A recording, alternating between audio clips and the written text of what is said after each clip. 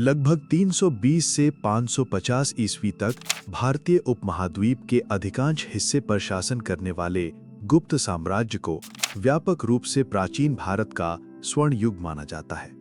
इस अवधि में विभिन्न क्षेत्रों में अभूतपूर्व प्रगति देखी गई, जिसने वैश्विक ज्ञान में मौलिक योगदान दिया।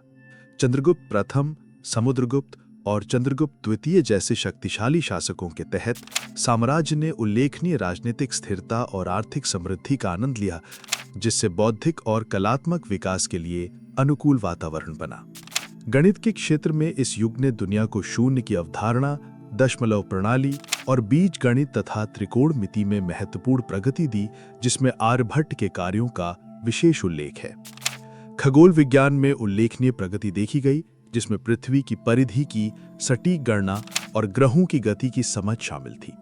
चिकित्सा ज्ञान, जो सुश्रुत संहिता जैसे ग्रंथों में संहिताबद्ध था, में उन्नत सर्जरी प्रक्रियाएं और शरीर विज्ञान की गहरी समझ शामिल थी।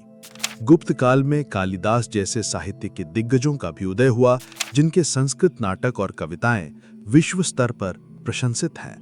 उत्कृष्ट कला, विशेषकर मंदिर वास्तुकला और जीवंत भित्ति चित्र जैसे अजंता में परिष्कार के नए शिखर पर पहुंचे। गुप्त साम्राज्य की विरासत इमेंस इनोवेशन अर्थात अत्यधिक नवाचार और सांस्कृतिक चमक को रेखांकित करती है, जिसने भारत की विरासत को गहराई से आकार दिया और मानव सभ्यता पर एक अमिट छाप छोड़ी।